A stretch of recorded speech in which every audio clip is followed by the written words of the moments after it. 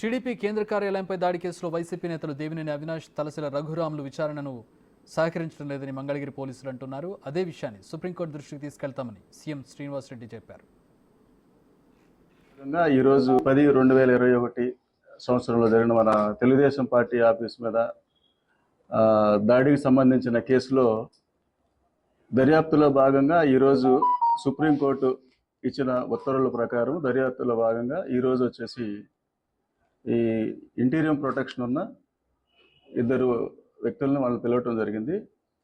తలసిల రఘురామ్ గారిని, దేవినేని అవినాష్ గారిని పిలవటం జరిగింది. దాంట్లో ఏమిటంటే కొంత లాస్ట్ టైం మనం కొన్ని క్వశ్చన్స్ ఇవ్వటం జరిగింది. ఆ క్వశ్చన్స్లో వాళ్ళు ఇచ్చిన సమాచారం ఏదైతే ఉందో ఆన్సర్స్, దాని మీద మాకు కొన్ని డౌట్స్ ఉన్నాయి. ఆ డౌట్స్ మీద వాళ్ళు పిలిచి దాన్ని క్రాస్ చేయటం జరిగింది.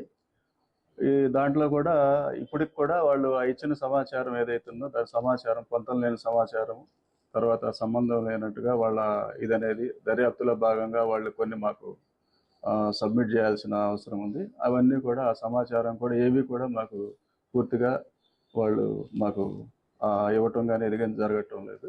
తర్వాత దానిలో భాగం ఇంకోటి ఏంటంటే టెక్నికల్ ఎవిడెన్స్ ఒకటి ఉంది. దీంట్లో ఆ టెక్నికల్ ఎవిడెన్స్కి సంబంధించిన ఫోన్లకు సంబంధించింది కూడా వాళ్ళు హ్యాండ్ ఓవర్ చేయాల్సిన దాంట్లో కూడా వాడు ఆ టైంలో యూజ్ చేసిన ఫోన్స్ వాళ్ళ దగ్గర లేవని చెప్పేసి వాళ్ళు కోర్టు వారి అనుమతిస్తే మేము హ్యాండ్ ఓవర్ చేస్తాము. లేకపోతే దాన్ని ఇప్పుడు మేము అది కాక అప్పుడున్న యూజ్ చేసిన మొబైల్స్ ఏదైతే ఉన్నాయో ఇప్పుడు మా దగ్గర లేవనే సమాచారం చెప్తా ఉన్నారు వాళ్ళు.